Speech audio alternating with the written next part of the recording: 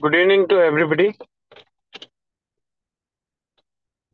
Welcome to Dr. B.R. Ambedkar Open University classes.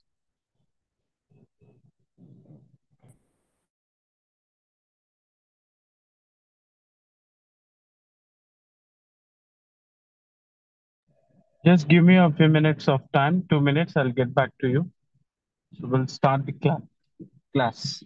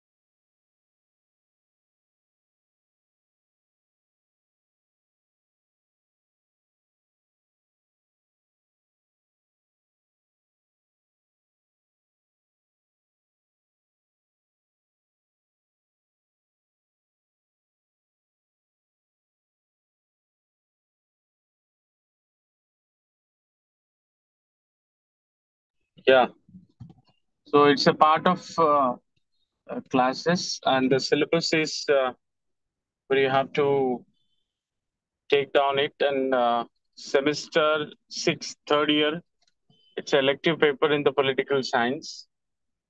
The contents of entire this paper is totally which consists of 5 units.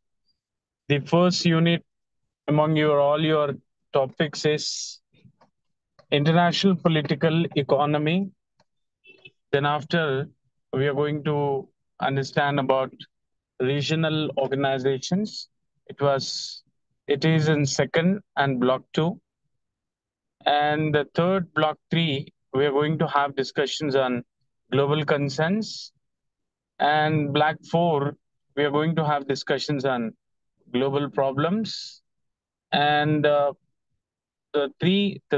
fifth one, India's foreign policy, which is a very, very important topic as a part of examinations also. It's not only which gives you a knowledge about to learn contentively, but also it gives you a knowledge to understand about contemporary issues across the worldwide. So I just wanted to tell you what is an international relations. You know that generally the entire the political science which divided into different parts. Among them, you shall understand. I think the first year theory as well as you may understand about um, the concept of political thought, and also you may understand about an Indian polity, and you also understand about comparative politics. Along with those components in the political science, entire in your all the 3 years of BA, you are going to have understands about the concept which is international relations. What does it mean, international relations? International relations is a something which makes you to understand the relation between one country to another country in a different aspects, such as geographically, the relations between one country to another country, such as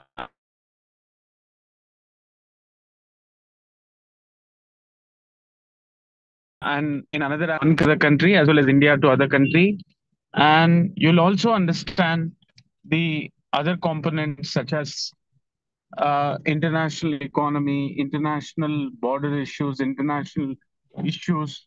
Like there are n number of issues which you are going to understand about one country to another country as a part of international relations. Okay, so these concept initially which was promoted by Hans J. Margentu, and who was one of the proponents of and one of the thinkers of the and international relations, and one of the initial and pioneer thinkers of the political science who have promoted the concept of the international relations. As a part of it, the first and the topic which we are going to understand is first topic where you need to understand that international political economy.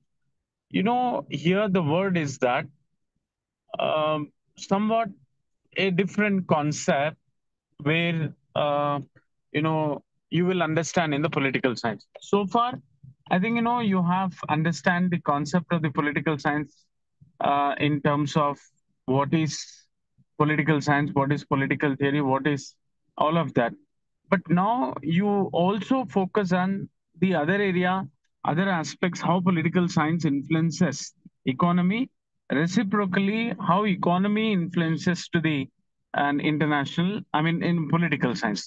In this aspect, as a student of a political science, would understand exactly the concept of and political economy. Here you will understand how economy will influence to the country's political system and how economy will influence the international political system where we do understand and in this chapter. I'll give you one example and which recently you might have seen that and how economical gesture created a lot more importance to understand the one and international system to other countries international system. One among them example, recently, and I think Pakistan have been suffering from a kind of financial crisis. And subsequently, if you could see, Sri Lanka have seen drastic financial crisis and in the Asian ring. Okay, so how whenever the country which lower with the economical balance, how their political system would be influenced. In this concept, you would and kind of assess it how it plays an important and role in order to understand the one country's political system by the aspects of economy. For that, uh, first one I'll tell you here in the topic one in the first unit. I mean, in the first block, you understand that the concept of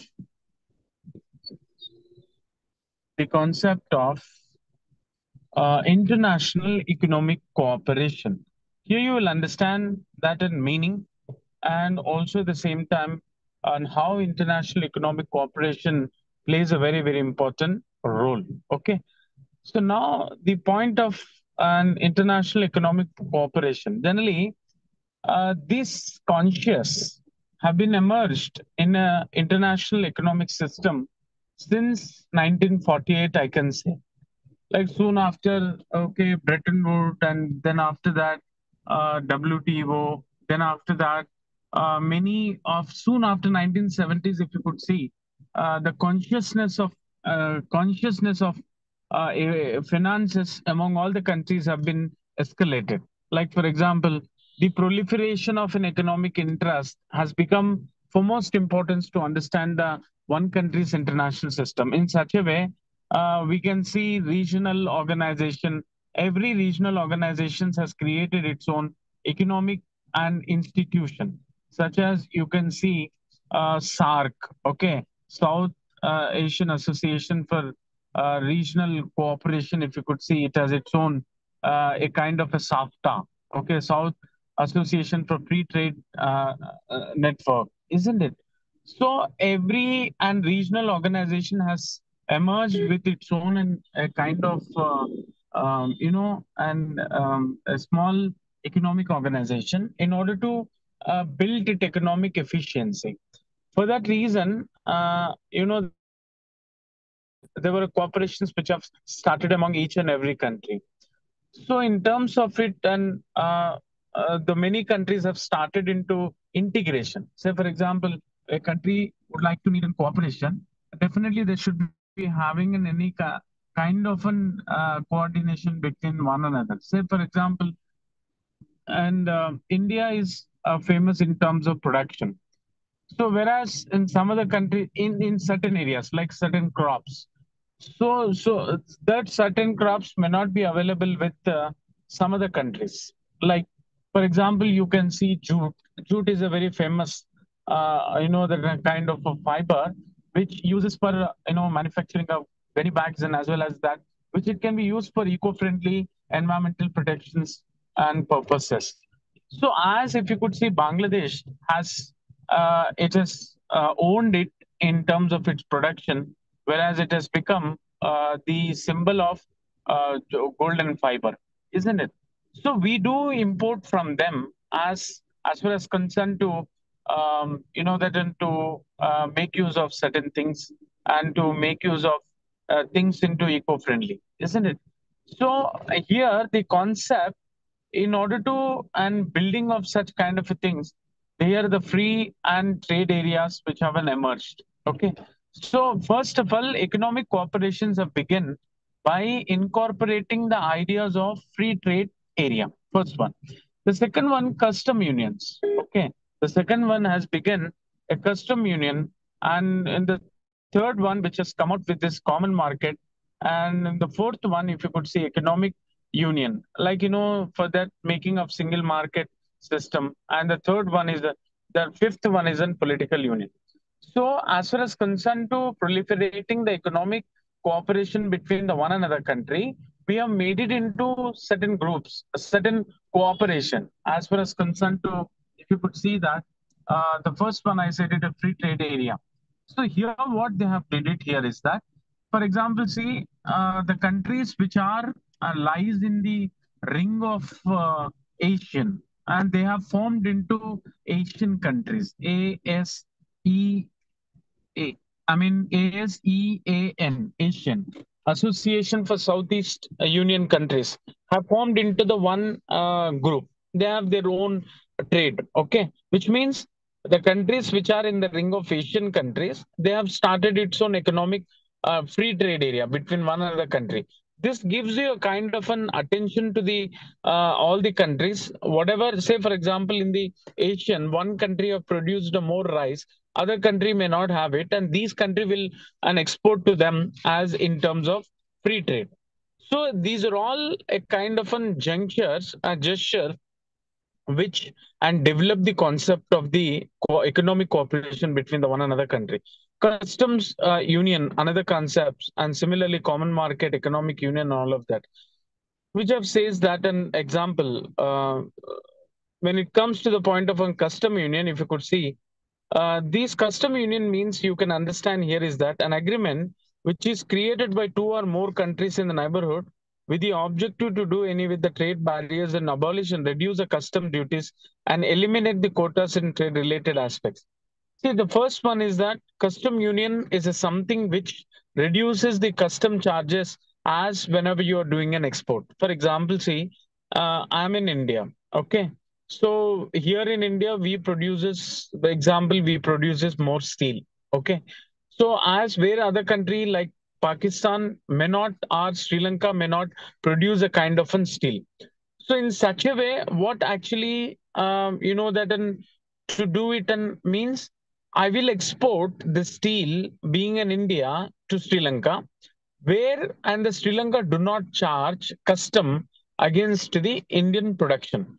So what kind of an injection it is? Say for example, earlier, what is a custom charges? I'll give you the one example so that you can understand very easily what is a custom and everything.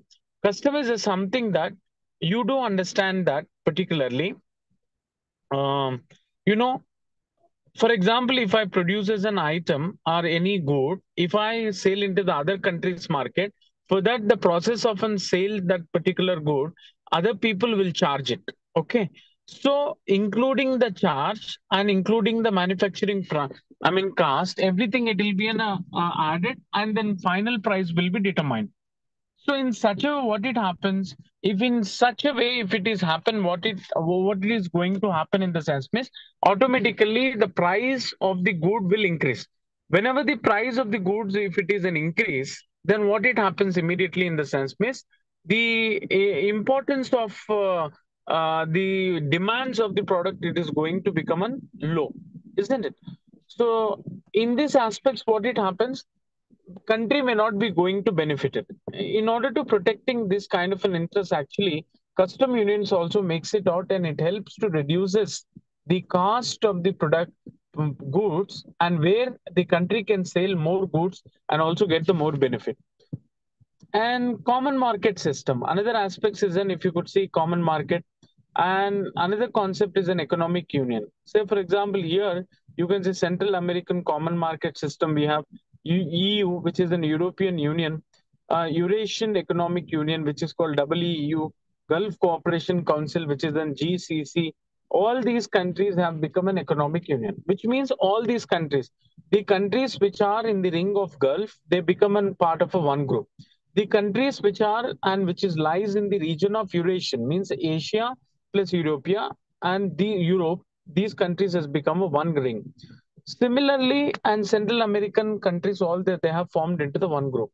So these kind of a formation of the groups would assist that, would help out that in order to that and to make a betterment of an economical understanding between the one another country. So these are all the, I mean, connotations which we can understand easily, that where these are all the things is going to be a betterment of it. Similarly, there is a new things also which is in being North and South dialogue. See, whole world which is divided into the two dialogues. Okay, one is on north side, the countries have become a north part of it. South side, it is becomes a south part of the countries. So these north and south part of the countries, when as far as concerned to that, you would understand that exactly where the countries which are developed from the northern point of view in the world, and the countries which are in lower development, they are going to and give assistance to them. Do you understand my point? So these kind of an economical cooperations also, which is going to become of most important to us to understand as a being a part of an economical cooperation between the one another country as a part of an international system. So now new things has also emerged, south to south cooperation, isn't it? South to south cooperation also has becomes one of the factors, and in order to and helping each other in order to and accelerating the that an economical things between the one another country. So these you will understand that first chapter in the first unit in the first chapter would understand that will make you to understand in terms of how political economy is an important to determine the status of the country.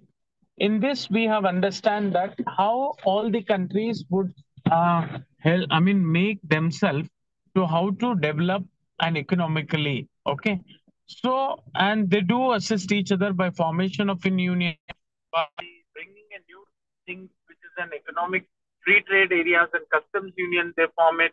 And that in Gulf countries, and they will form it, and all this kind of a thing would be and handled. Okay, so now, and the second topic as a being a part of this, and you would understand exactly that region, a global economic trade organization. See, in order to and increase the economy of in each and every country, the foremost thing is that exports and imports. In terms of an economy, if you could see, how do you get and more economy? Today, see, for example, if I would say, trademark. For example, China would become a more trader and across the worldwide. That is the reason that China has become more developed rather India. Because instead of India, if you could see, the China would and export more and more and to every country. That is the reason in 2009 it has come out with the OBOR project. And what does it mean, OBOR? One Belt, One Road initiative. So this an initiative and will help out China much to penetrate into the other countries' market and to export much of them. So if one country exporting much of them despite importing, definitely you can say the country definitely it's going to be developed. Because you know that an export and it gives a lot of income to the country. Do you understand my point? And you know that in imports always it becomes an deficiency for the country in order to in order to development of economically. So as in keeping in view of that, here you need to understand there are many and global economical trade organizations are there. Among them, first we will understand about IBRD. What does it mean, IBRD? International Bank for Reconstruction. Okay, International Bank for reconstruction and when it was established. Okay, and this was established and especially for the sake of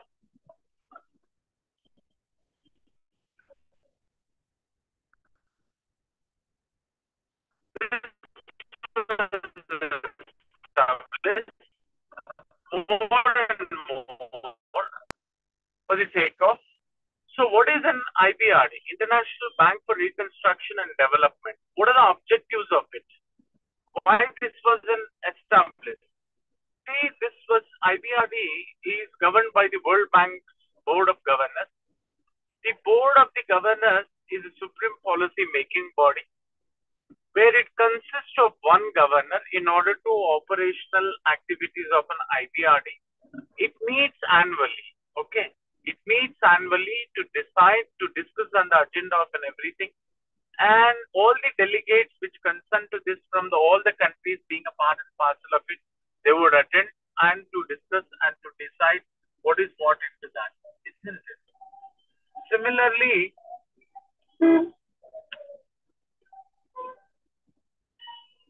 if you see that, and another aspect, it has almost 189 member countries as a part of an IBRD. The president of the World Bank Group is chief executive bank and is collectively represent. If you could see 189 members, there are 25 executive board of directors could be their part and parcel of this. And the objectives of the IBRD, if you could see, to provide long-run capital to member countries for economic development. The second objective, you could see that to the main important objective of this IBRD is that to induce long-run capital investment for balanced development of international trade. Third one, to provide guarantee for loans and granted to small and to large and units as far as concerned to trade things. Okay, and to promote capital investment in a member country. Say, for example, I said just now, an IBRD consists of 189 member countries out of all the across the world. So, what actually how it promotes it? The main idea of the IBRD is that to promote economical appeasement among all the members and those who are and reduces its and capacity of an economy. For that, what it gives the suggestion, the IBRD will help out the country which is in a economical deficiency. It would assist that in terms of capital investment. It would also give some financial assistance to them and in terms of everything. So, and also it induces the long run capital investment for balanced development of an international. So it gives an all kind of suggestions to the country to how to improve its economical standards. See, whereas as far as concerned to World Bank, so what are the functions of the World Bank? If you could see that, the World Bank offers support to developing all the countries economically and in a different way. And research and analysis and technical assistance it provides it. 20% of its share in the paid up capital, which would be provided to all the and countries also being a part and parcel of it. Ultimately, the role of the IBRD, if you could understand exactly the final aim of the development of all the member countries economically, to provide all the suggestions to them to how to develop as quickly as possible and along with the financially developed countries, isn't it? Next one, as far as next economical institutions, if you could see, IMF, International Monetary Fund. First, what you need to understand, what is IMF?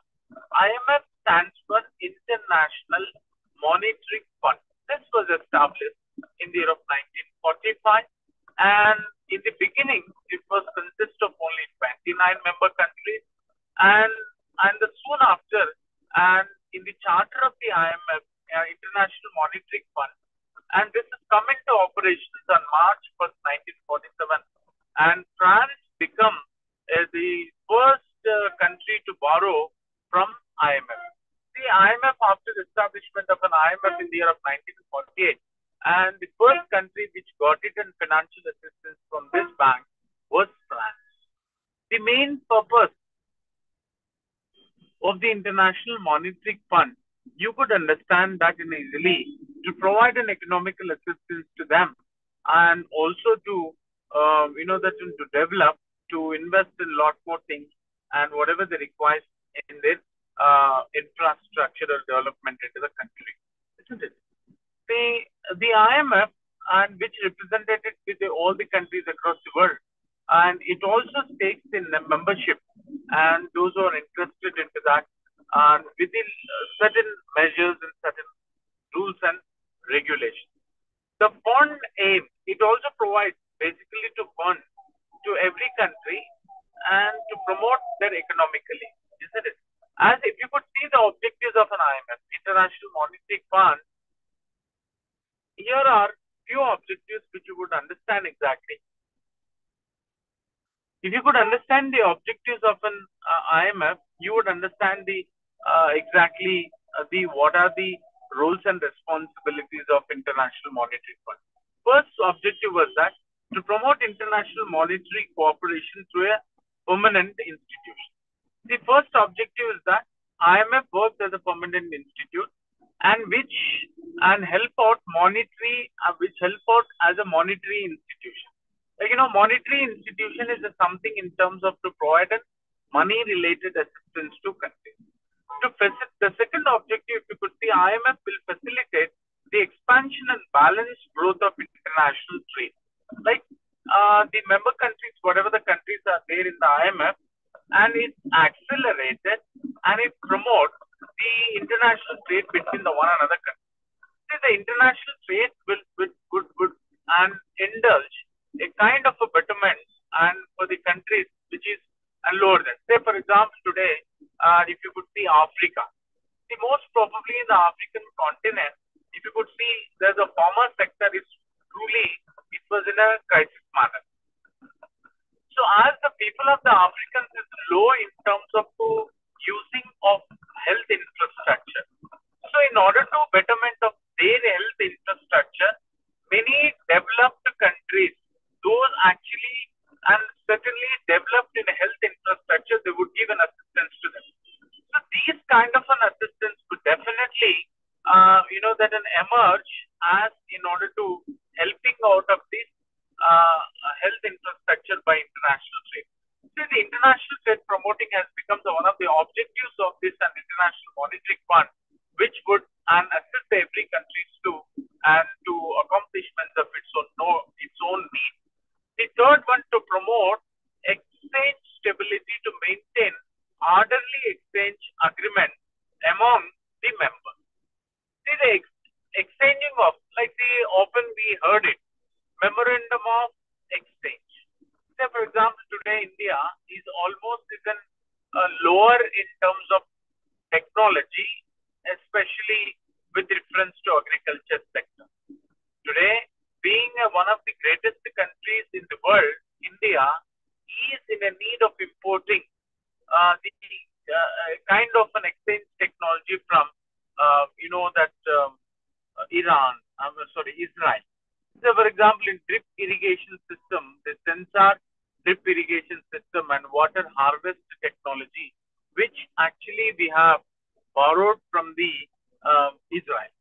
So these kind of an international exchange always creates and enables health and healthy atmosphere and healthy environment between one another country in order to accelerating and escalating of such kind of a healthy environment between the one another country as in the form of exchange would also assist by this international monetary fund. Turn to the next objective, the cultural system of payment. See, multilateral system of payment, if you could see that.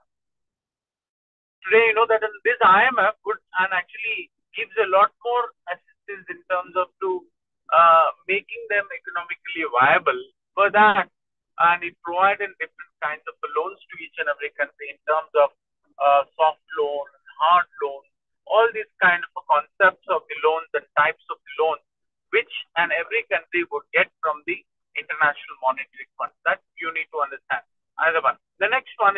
last one, to give confidence to the members by making the fund available to them.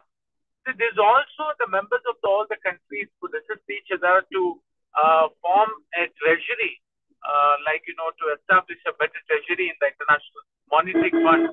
This treasury always is make available to the member countries whenever they need, and whenever they need, they can draw the money from the International Monetary Fund. Parcel of this, International Monetary Fund, as it was one of the an international organization, international economic organization, which would help the country to stabilize the political economy system. Next one, if you can take down of it, role of IMF.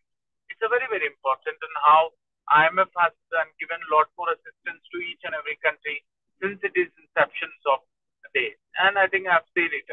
The inception of the International Monetary Fund was happened in the year of 1945.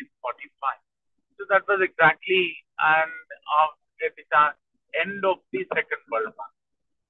Okay.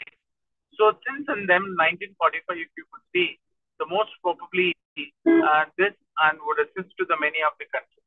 The role of the International Monetary Fund, if you could take it up, and today when India and Pakistan was bifurcated, basically initially in order to development of an irrigation system, International Monetary Fund was assisted after 1950s to the Pakistan by the assurance of India. And for them, they have constructed a lot of big barrages where they have actually drawn the water from the land of five rivers in India, which used to flow in the past in 1950. But after constructions of a lot of bridges and canals by the assistance of International Monetary Fund, and the Pakistan also started utilization of the water from the land of five rivers. So this would give a sign to us, the International Monetary Fund, which gives indefinite assistance to the countries in order to appeasement, in order to get appeasement of them in the future. This was the one role which I could say. Then also at the same time, it brings the economic consciousness among each and every country as far as concerned to their economic development and all of that. So this was an International Monetary Fund. And the third and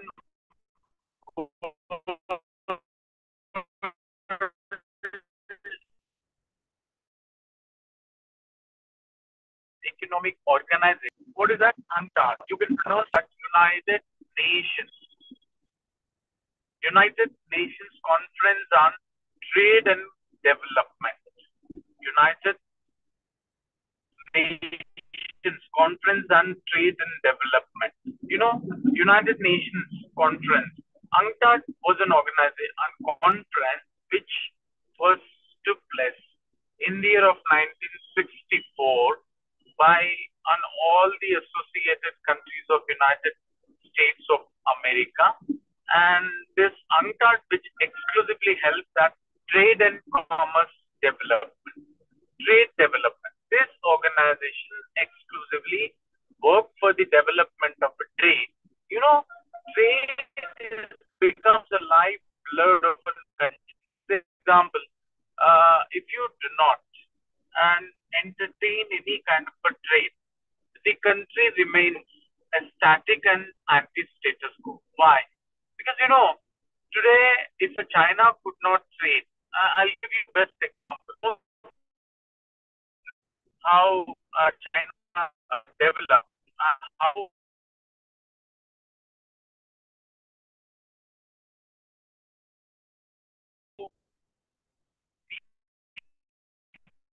trade will play. Let me tell you the big example related in the economy, how this has become one of the foremost country, and which stands in the economy and the foremost economical calculations in the world. And do you know that in how China has come up? China was also we have India and China had a commonality in the past of 1950s. The China was occupied by the Britishers and ruled by the Britishers. Similarly, even India also and occupied by the British. Subsequently, the regions of the China was economically downtrodden, and in the time of British, and even in India, like there were a lot of occurred at the time of British. But even then, today in the 21st century, if you could see, India stands still in the developing status quo. Even if you could see, the China is not stand still in terms of anti-status quo, but every day is in a progress. What are the reasons on all of that, and how this is given an foremost importance and utmost importance to the trade activity? See that today I can say that China has developed because it has given utmost importance to its trading activity, trade activity. How? I think everybody have come across the, in a word, cultural revolution. I think, the modern father of China, he was Mao Zedong. Okay. Mao Zedong, in 1946 later, have initiated and incepted the concept of cultural revolution. What was it in cultural revolution? Cultural revolution main aim was promote and land distributions to landless and take out the lands from landlords. And landlords, most of them, they were killed in the hands of Mao Zedong, and they have took out in lands from the landlords and distributed among the landless. As such, what it was happened in the China when earlier the land was truly concentrated in the hands of landlords. There were no production activity used to take place. Because one man having thousands of acres, you couldn't expect that a kind of more production things comes out from the person. Because of, and who wouldn't and focus on that too for the production. As far as concerned to this, and when land has got distributed among each and everybody, the people started to and cultivating the land and producing the thing. When more productions has come automatically, by the sufficiency of the country, the definitely country starts to export. See, the exporting would become a part and parcel of it. So any export activity to the country would bring a lot of incomes to them. So by the time of 1960-70, the China has got into the line of trading activity. They got to see, they knew it and how the economy would assist the country, which comes from the exports activity. So soon after, the concept of this such special economic zone has come in the existence of China after 1970s by the president of China.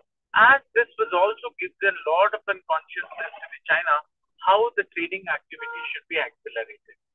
The mounting of the trading activity and in a China had brought much of income, and this has that it helps to increasing of a national economy. There's been soon after that, and every president would focuses on that to how to and emerge, how to become an emerging country into the trade. So the China has become in the same line of expression. Today in the 21st century, the China and created its own position, created its own brand in trading activity. So the income which comes to the China today in the 21st century, which most of the income would come from the part of and this trading activity. So trade activity. So you would understand exactly that how the China has become an intellectually is working on to development of a concept of this. So I would say all of this gives in better connotations, and since that UNCTAD, which was developed in the 1964, which brings a consciousness among the countries to how to develop the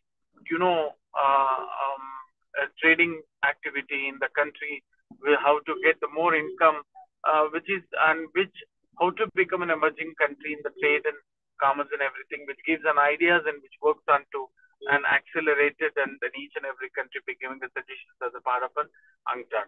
So today what are the functions? If you could see the functions of an UNCTAD would help you that, and the first one is that to promote the international trade, and as far as concerned, to formulate the principles and policies and international trade, to negotiate multilateral trade agreements between the one another country, to make proposals for implementing its principles and policies, and to promote a research among each and every country to how to develop the trading activity between one another thing. So these are all the concerns which gives an fantastic ideas under the UNCTAD. So these three institutions which I've seen, one is an UNCTAD which we have learned it about it, an IMF which we have learned, and IBRD, this monetary organizations which we have learned it. And now one more concept in that, in GATT, General Agreement and Trade and Tariff. Okay. So another economical institutions is that which will help you to understand trade and tariff.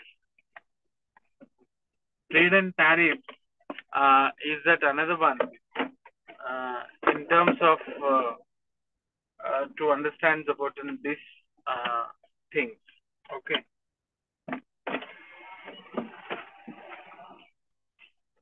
What is in GATT? General Agreement on Trade and Tariff.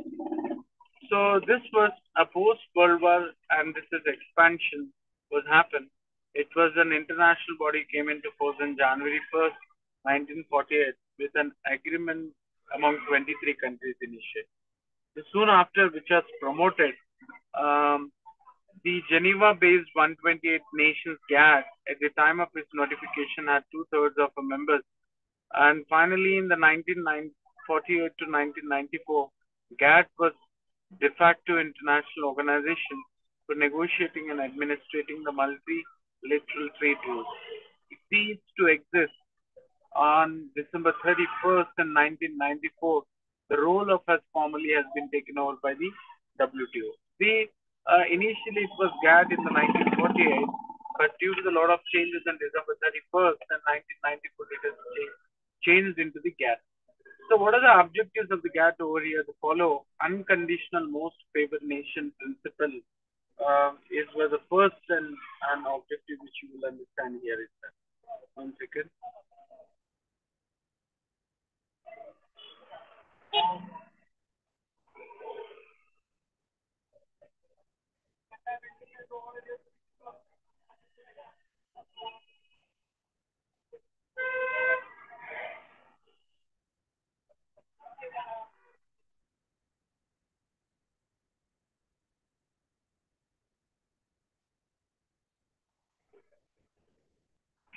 Then after, to carry on trade and principles of non-discrimination, reciprocity and transparency.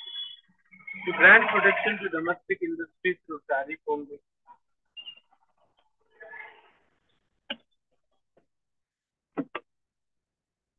Thereafter, to grant protection to domestic industries through tariff only, to liberate tariffs and non-tariff measures to the multilateral negotiations.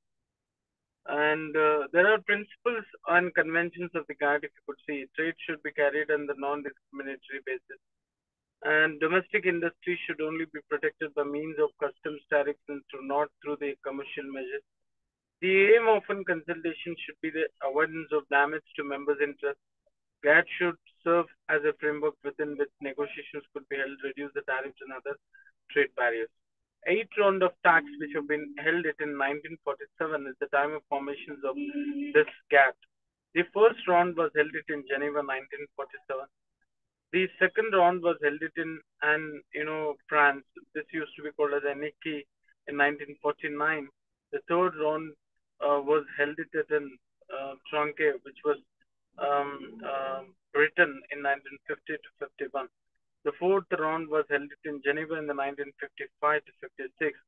The fifth round, also known as the Dillian round, was held in Geneva in the 1960 to 62.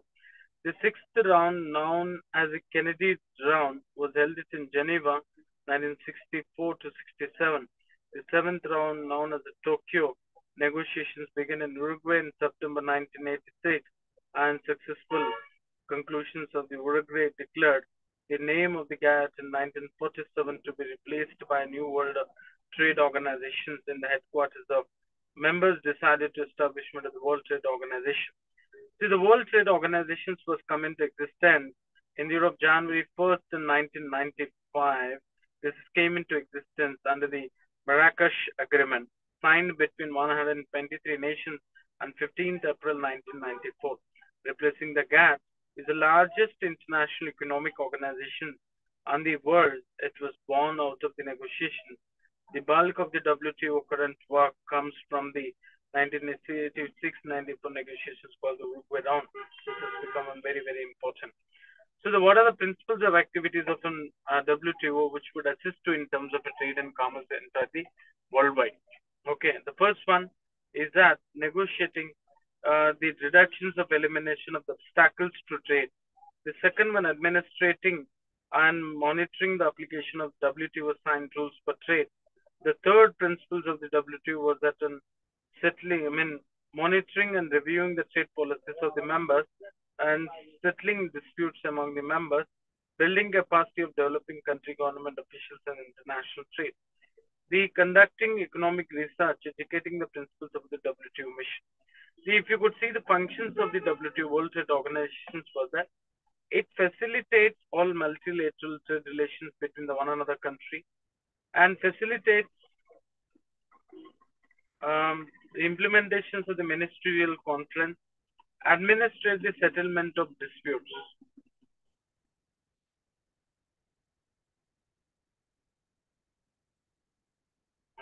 Then establish coordination with wings of the UN such as International Monetary Fund and International Bank for Reconstruction and Development. So all these things which you would understand easily that and how and this and will and a kind of an organizations which would assist us in terms of to development. So overall, in this class we have understands about and how international relations are important. I gave an introductions about and what is an international relations, and as well as that I said it that and how the international economy is very important in order to influence it and determine the status of the country, where I would explain that in each and everything that and how the organizations will help out in order to development of the country. For example, if you say that kind of you know um, you know the some IBRD, International Bank for Reconstruction and Development. Similarly, that IMF, International Monetary Fund, GATT, and WTO, World Trade Organizations, all these things would help out to that into development of an each and every country for their Okay. So I think everybody understand the concept of the this.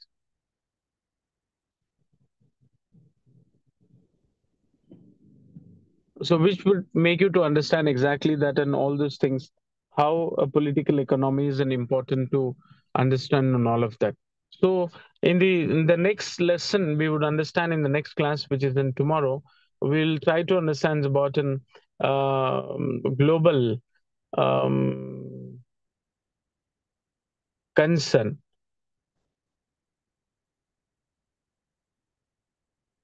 Global concern and that and how economically is important, where we would understand about MNCs, multinational companies, globalization, and how the multinational companies in the time of a globalization has come out, and we will understand exactly so that you will be understanding the concept of this, isn't it? So you will understand tomorrow every concept which is very, very important, will help you to things how MNC companies are very, very important and to roll the country's economy in each and everything. Today, everything it has been determined by the multinational companies only. After the globalization 1990, later, the arena of an Indian political system has been influenced much.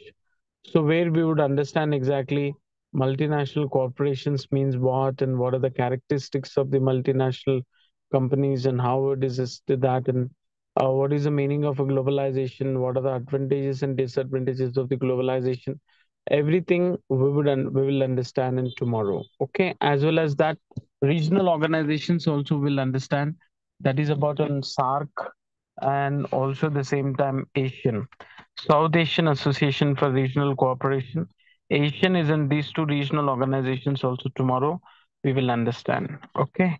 So these are all about in today's and topics which I have made it to you to understand the concept of the political economy, where I made you to understand the the concept of regional organization,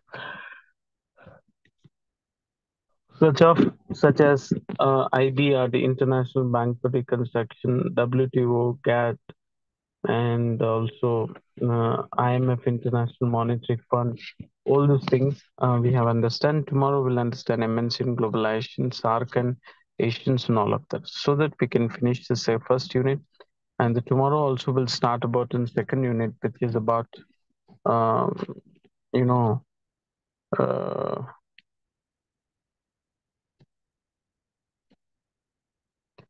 regional organizations, EU and BRICS, and